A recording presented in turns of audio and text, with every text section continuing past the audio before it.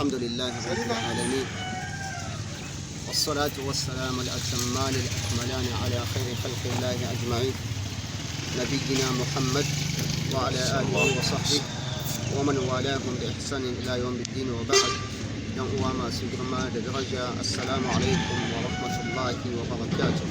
وعليكم السلام. Ina yi wa Allah subhanahu wa ta'ala godiya, Allah mai kowa mai komai, Allah mai kudura da irada, Allah ta'ala wanda ya halicci bayi domin bauta. Akan haka yake cewa cikin alkur'ani mai girma, wa ma khalaqtul jinna wal insa illa liya'budun. Wai shi Allah ta'ala bai halicce aljanna mutum don wani abu ba, sai dai kawai don su yi masa bauta. Malamai suka ce abin nufi da cewa su yi masa bauta nan ga shine su kadaita shi da bauta, ayyu wahidun, su kadaita Allah subhanahu wa ta'ala, kadaita Allah cikin komai duka wanda ya kasance ana yin shi ne domin bauta. To cikin ikon Allah mun zaɓi wanda littafi mai tarin ilimi da albarka, littafin aqidatu ahli sunnati wal jama'a, wanda malami mai tarin ilimi Muhammad bin Salih al-Uthaymeen ya wallafa. Da fatan Allah subhanahu wa ta'ala ya ji kansa da rahama da shi da malamansa da dukkan musulmi da sun ka shuɗe. Allah subhanahu wa ta'ala ya samu dace.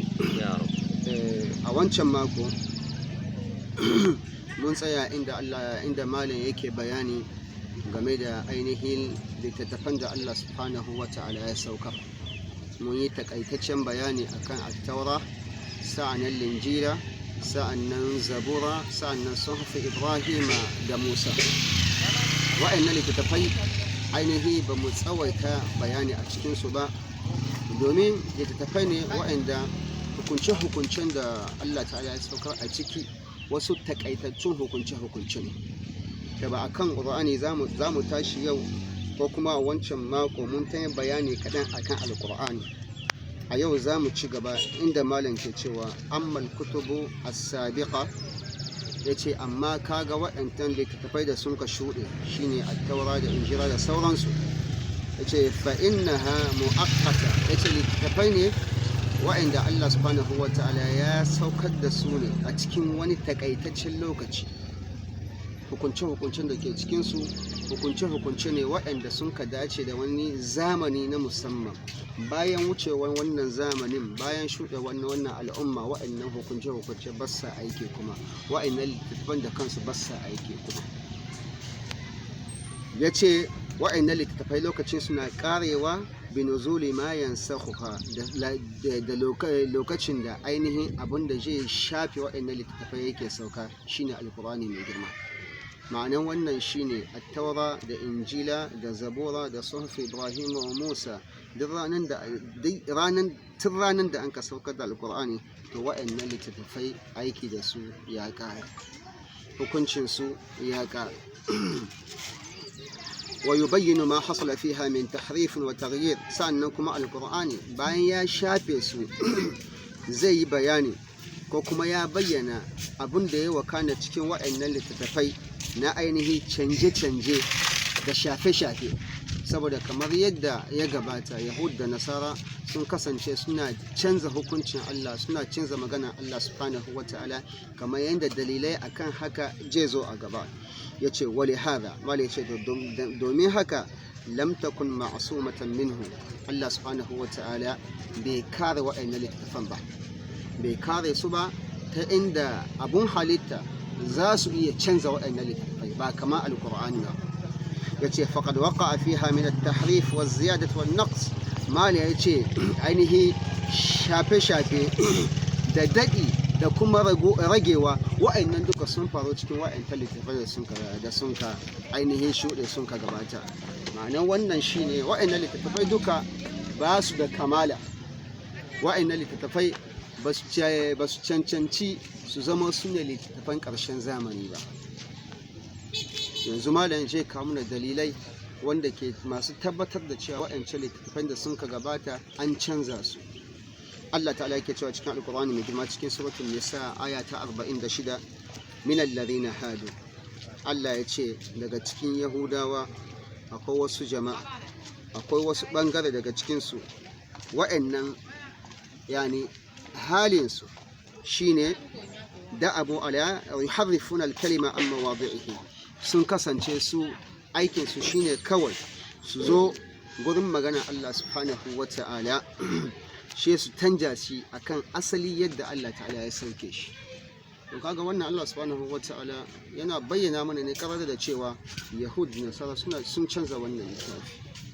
Cikin wata ayar kuma ta daban Allah yake cewa fawailun lilladhina yaktubuna alkitaba biaydihim thumma yaquluna hadha min indillahi liyashtaru bihi thamanan qalila fawailun lahum mimma katabat aydihim wa wailun lahum mimma yaksibun. Allah ya ce wani azaba na musamman ya ce ya tabbata ga waɗannan da yaktubuna alkitaba biaydihim, sune malaman masana daga cikin Yahudu, al-ahbar, masana daga cikinsu, masu tarin ilimi daga cikinsu, sun kasance suna zuwa da hannayensu su wallafa littafi. Thumma yaquluna, bayan sun gama wannan littafi shekaji suna cewa ai wannan littafi daga Allah yake, hadha min indillahi, wannan littafi da sun kazana daga Allah yake. Bayan me da hannayensu sun kazana wannan littafi, Allah ce suna yin haka ne liyashtaru bihi thamanan qalilan, domin da wannan abun su samu wani abu wanda yake lada ne na kalilan. Wallada shine sun kasance suna amsan kuɗi akan hakan da suke yi, sun kasance kuma suna samun ainihin sarauta da matsayi akan wannan abun da suke yi, saboda bayan sun zana shi da hannunsu su je su jingina shi ga Allah subhanahu wa ta'ala, su ce wannan daga Allah ne, alhali ya sha bamban, alhali ya saba wa mai attaura wadda Allah subhanahu wa ta'ala ya sauke ta akan annabi Musa alaihi salatu wassalam.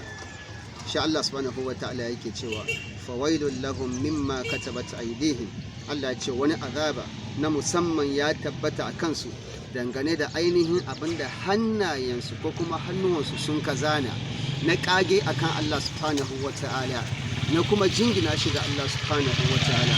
Allah ya ce wa wailul lahum mimma yaksibun, Allah ya ce kuma wani azaba na musamman ya tabbata a kansu dangane da abin da suke amsa na daɗin duniya, dukiya da suke amsa, matsayi da suke ainihi samu na sarauta da makamancin shi a gidan duniya. Allah subhanahu wataala ya ce wannan duka a gidan lahira za a kona su dangane da wannan. Kenan wannan azaba uku ne, azaba uku ne a kansu. Na farko kan cewa sun gane gaskiya sun ka ɓoye gaskiya. Na biyu kan cewa sun yi wa Allah subhanahu wataala kage iftira'i, ta inda sun ka zo da hannayensu sun ka zane ainihin littafai shi sun ka jingina shi da Allah, ba su tsaya musu ka ce wannan kuma daga Allah ne.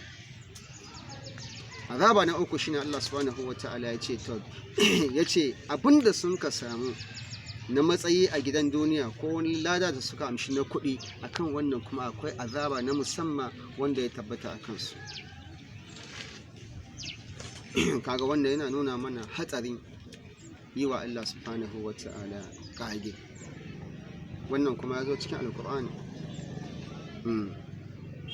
inda Allah subhanahu wa ta'ala yake cewa qul inna ma harrama rabbi al-fawahisha ma zahara minha wa ma batana. Ko Allah yake cewa Annabi Muhammad sallallahu alaihi wasallam gaya masu ai ubangiji na Allah subhanahu wa ta'ala ya haramta alfasha ma zahara minha wa ma batal, yani na zahiri da baɗini duka Allah subhanahu wa ta'ala ya haramta shi, ce wal ithma da kuma sabo, wal baghy da kuma mai ta'addanci, wa an tushriku billahi ma lam yunzil bihi sultana. Ko kuma Allah ubangiji da Allah ya haramta mana cewa mu yi shirka mu hada wani da Allah wurin bauta, wurin soyayya, wurin wani abu abinda Allah subhanahu wa ta'ala bai saukar da wani dalili akan cewa a yi shi ba. Sai ƙarshe ya ce wa an taqulu ala Allah ma la ta'lamu, kuma Allah ta'ala ya haramta mai a zo a faɗi wani abu akan Allah da cewa Allah ya faɗa da hali Allah ta'ala bai faɗi ba, abinda bamu da ilimi akan shi. Malamai suka ce Allah subhanahu wataala nan ga ya kawo a ƙarshe faɗin cewa mutum ka yi kage wa Allah abinda Allah bai faɗa ba, ka ce Allah ya faɗi ka jingina shi ga Allah, ya kawo shi a ƙarshe domin muhimmancin wannan, domin ya nuna maka wannan menene abokin tafiyar shirka da Allah subhanahu wa ta'ala. kaga yi wa Allah subhanahu wataala kage wannan babban laifi ne. Malam ya ci gaba da cewa daga cikin kuma waɗannan ayoyi waɗanda suke ƙara tabbata mana da cewa yahudu da nasara sun canza ainihin waɗancan littattafai da Allah subhanahu wataala ya saukar ga annabawansa. Allah yake cewa qul man anzala alkitaba alladhi jaa bihi Musa nuran wa hudan lin-nasi taj'alunahu qaratisa tubdunaha wa tukhfuna kathira. Allah yake cewa qul ya kai annabi Muhammad sallallahu alaihi wa sallam da ya kai mai karatun alqur'ani yake cewa ce ma waɗannan mushrikan makka waɗanda sun kai zamani da annabi Muhammad sallallahu alaihi wa sallam, waɗanda Allah subhanahu wa ta'ala ya saukar da alqur'ani da yarensu, waɗanda sun kasance suna cewa annabi Muhammad sallallahu alaihi wa sallama ma anzalallahu ala basharin min shay, wai Allah subhanahu wa ta'ala bai saukan ma annabi Muhammad sallallahu alaihi wasallam wani abu ba, bi ma'ana na wahayi kama alqur'ani. Nufin su shine ne annabi sallallahu alaihi wasallam ne kage wa Allah. Shi Allah nan ga cikin wagga aya yake cewa annabi Muhammad sallallahu alaihi wasallam ya tambaye su man anzala alkitaba alladhi jaa bihi Musa, waye wannan da ya saukar da littafin nan wanda Musa ya zo da shi. Me wannan littafin? Shine at-Tawra. Allah ya ce nuran wa hudan linnas, wannan littafi Allah subhanahu wa ta'ala ya sanya shi at-Tawra, ya ce haske ne daga bata kuma shiriya ne daga ainihin kaucewa ga mutane. Wa'annan mutane su ne bani Isra'ila, wa'anda littafin ya sauka akan annabinsu shine Musa alaihi salatu wassalam. Allah ya ci gaba cewa taj'alunahu qaratisa tubdunaha wa tukhfuna kathira. Nanga taj'alunahu ya da qira'a duya zawrin ta qira'an tace yaj'alunahu, wata qira'an tace me taj'alunahu. Sannan gaba yace tubdunaha, wata riwayan kuma tace me yubdunaha. to Allah ta'ala yake cewa taj'alunahu qaratisa, yace wannan littafin da Allah subhanahu wataala ya saukar kuna maida shi kaman ainihi takaddu. Qaratisa shine abin nan jam'u qirtas, shine kamar irin fatu da abubuwa da mutanen da suka kasance suna zane a kan shi, wanda idan ka zo kana kallon ainihi fina-finan mutanen da, fina-finan tarihi, sai kaga ana nade shi haka da an zo sha buɗa sha karanta. Wannan shine qirtasi. Allah ya ce to wannan littafin da Allah ta'ala ya saukar ga annabinsa Musa alaihi salatu wasallam, kun kasance kuna mai da shi, bi ma'ana kuna rarraba shi, kuna ɗiban wani abu daga cikinsa she ku yi daɗe a kan shi ko kuma ku yi ragowa a cikin shi. Tubduna, yani wani kaɗan daga ciki wanda ko kuka zana wanda ya dace da abin da kuke so, she ku zo kuna bayyana shi ga mutane. Wa tukhfuna kafiran, sa'annan kuma abu dewa daga cikin shi kuna boyewa. Daga cikin abin da suka kasance suna boyewa shine ne, shine ainihi labarin annabi Muhammad sallallahu alaihi wasallam. Don Allah subhanahu wa ta'ala ya ba da labarin shi a cikin waɗannan littattafan, kuma annabawan Allah duka kuma sun ba da wannan labari ga waɗannan mutane, yani al'ummansu. Sai dai daga cikin waɗannan mutanen su akwai waɗanda sun ka kasance suna ainihin ɓoye wannan abu. To Allah ta'ala a nan ga yana zargin su ne akan wannan aiki da sun ka kasance suna yi. Kenan inda Allah ta'ala yake cewa taj'alunahu qaratisa tubdunaha wa tukhfuna kathira, kaga wannan shine mahallin hada ash-shahid. Wannan shine shaida akan cewa sun kasance suna canza ainihin littattafan da Allah subhanahu wa ta'ala ya sauka. Cikin wata ayan ta da ma Allah ta'ala yake cewa wa inna minhum, Allah ta'ala yake cewa lalle tabbas minhum daga cikin su wa'annan yahudu la fariqan, akwai wasu bangare yalwuna alsinatahum bil kitabi, sun kasance suna ainihi yani canza, yani suna sanya harsunansu a cikin littafin Allah subhanahu wa ta'ala. Me ma'anar wannan? Yani suna kawo maganganunsu su aje a mazanin abinda ayoyi da Allah ta'ala ya saukar a cikin littafai. Ya ce litahsabuhu min alkitabi, domin ku zaci cewa ai wannan maganar nasu ma shi ma a cikin littafi yake, shi ma maganar Allah ne.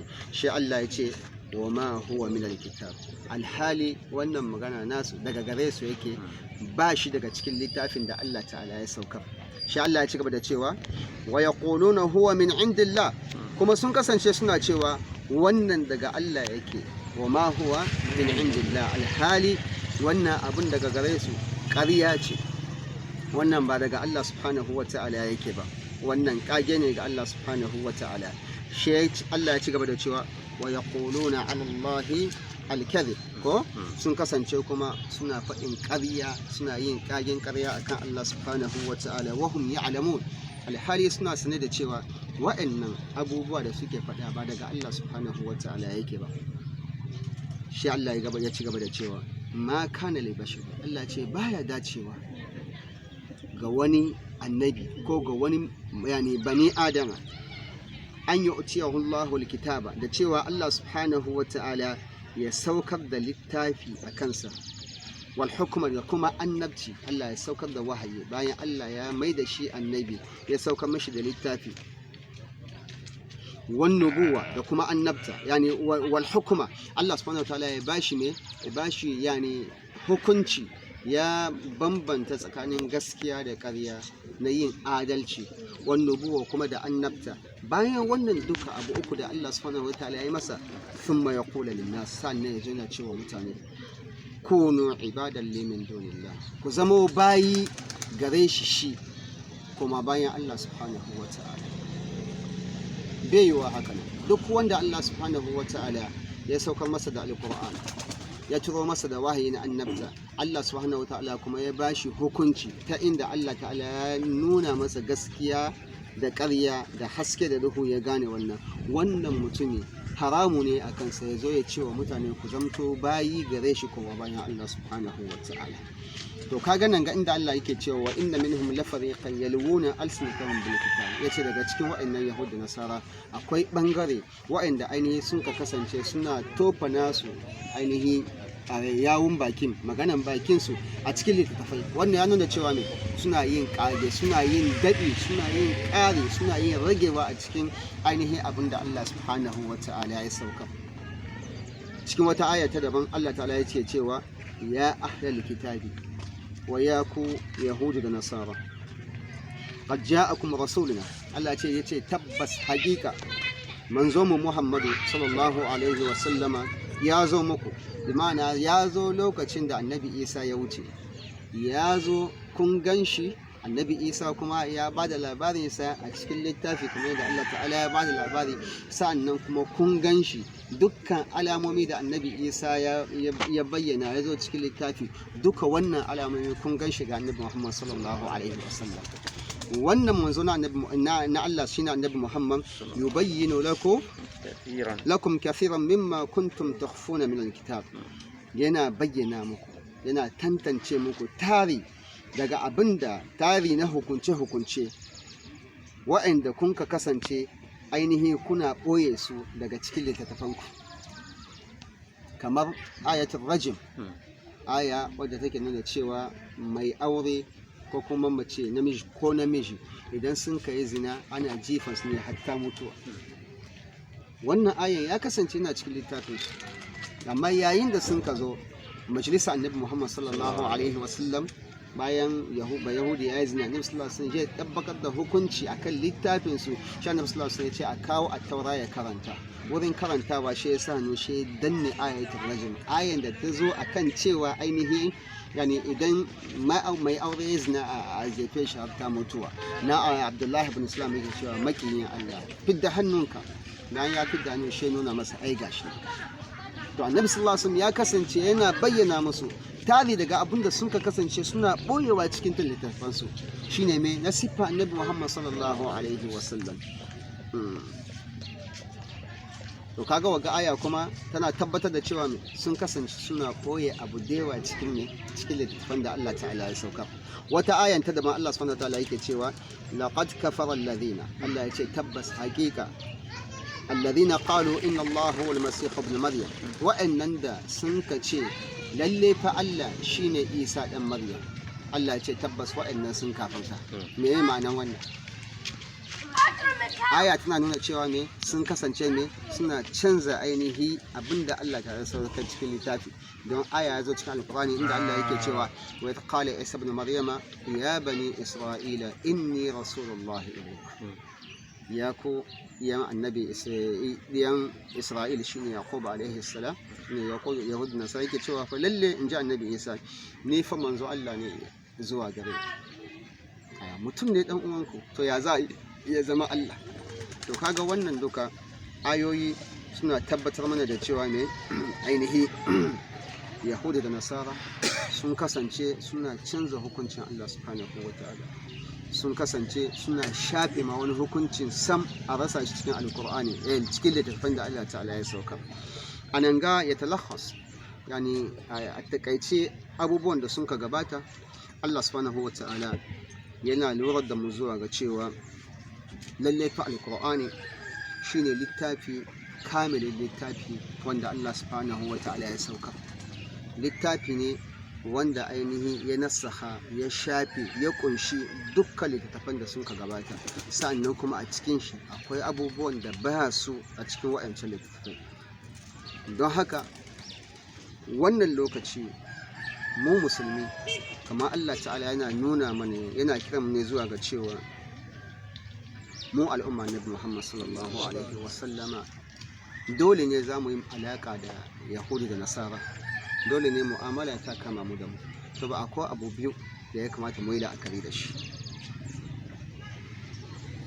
abu na farko shine dangane da harkan addinin shari'a annabi Muhammad sallallahu alaihi wasallam ko kuma shari'ansu mu yi takatsantsa mu yi hankali saboda yahud da nasara ba su da zaman yani da wurin addini mutane da ba za a amince musu ba ko da na mithqala ba domin mai duk wanda ya buga ƙarshe ya canza hukuncin Allah duk wanda ya buga ƙarshe ya yi wa Allah ta'ala ƙage duk wanda ya buga ƙarshe ya zana abu da hannunsa sa'an nan ya fito ƙarayyaci kira mutane zuwa ga cewa su bauta su yadda da wannan shine hukuncin Allah kaka za ka yadda da wannan mutum har abada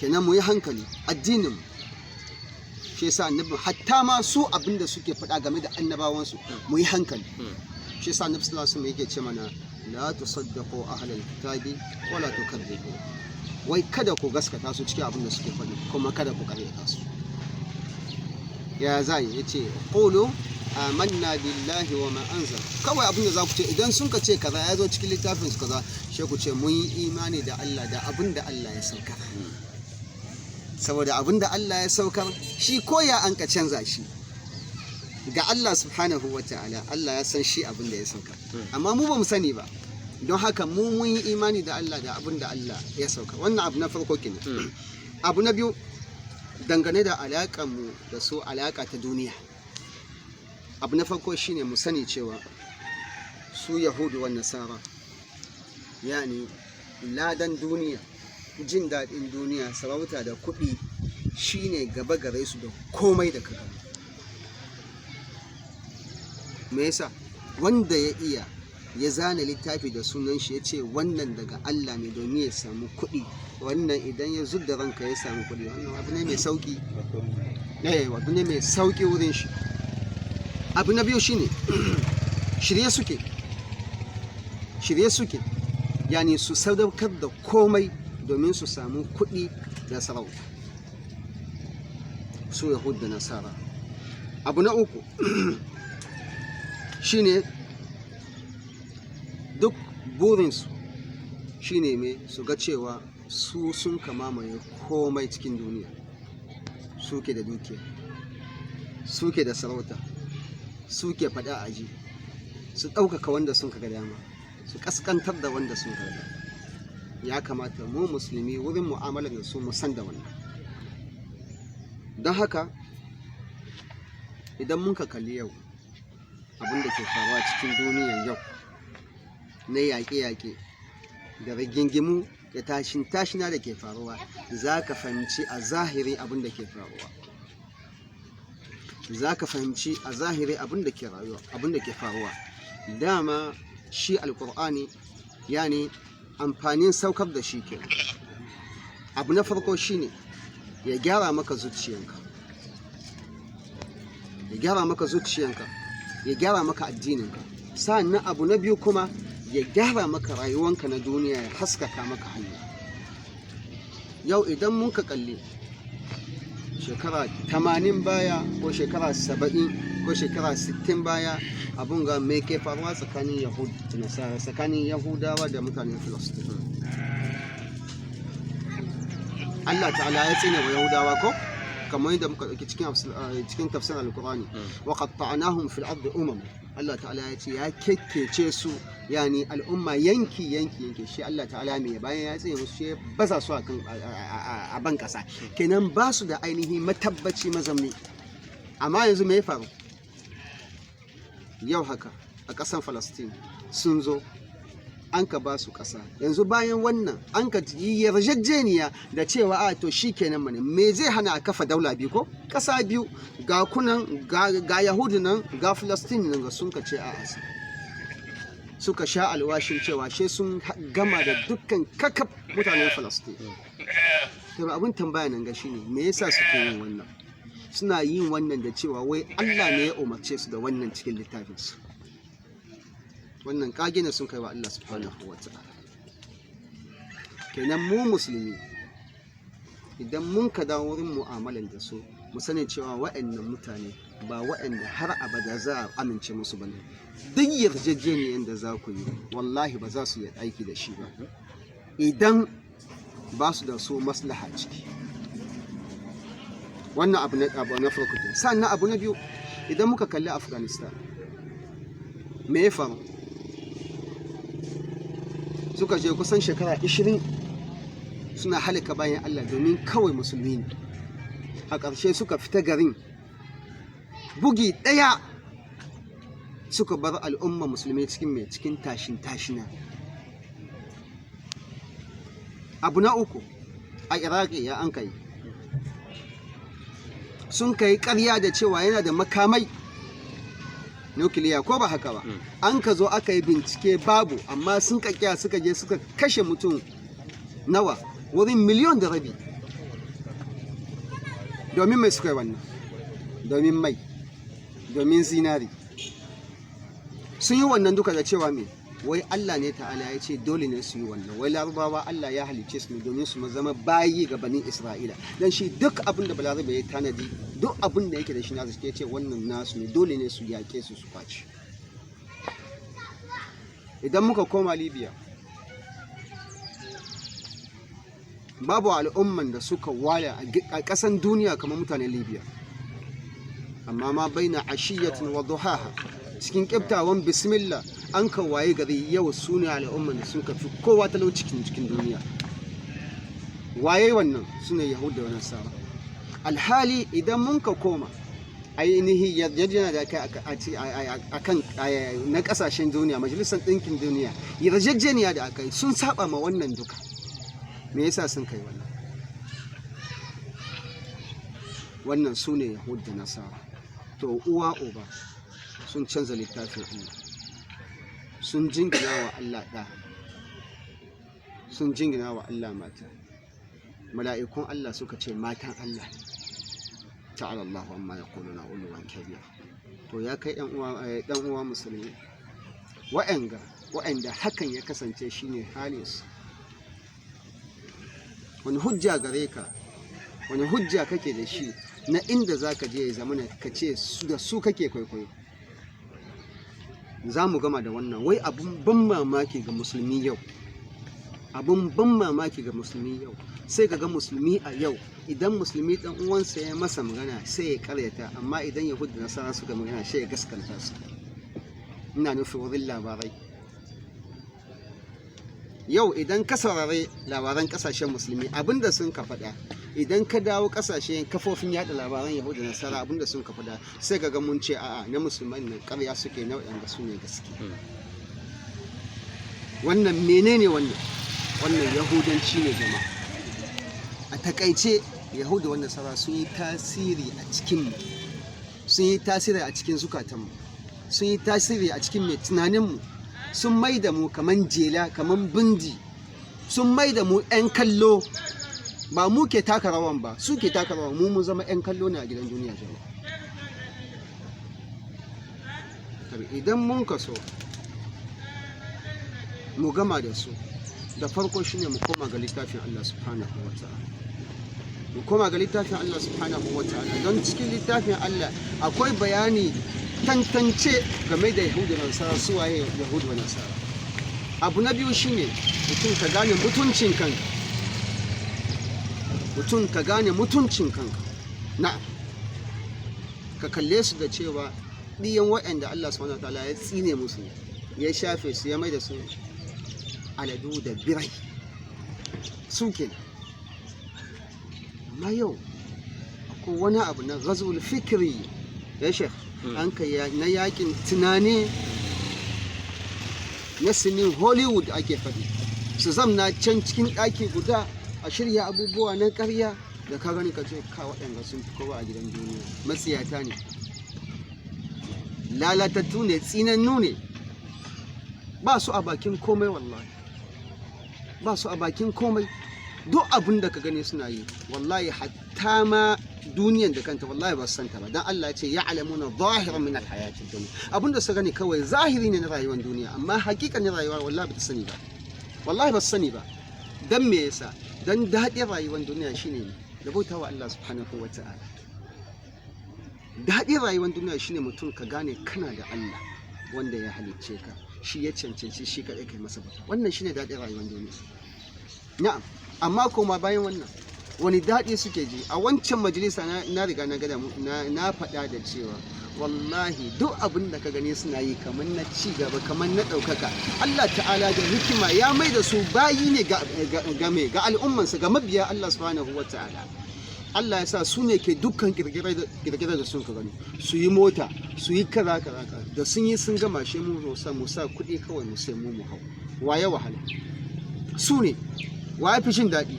Mu ne, amma mu ba mu kallon wannan jama'a. Shi yasa jama'a yana da kyau mutum mu komo mu fahimci alƙur'ani Allah subhanahu wa ta'ala, sannan kuma mu roƙi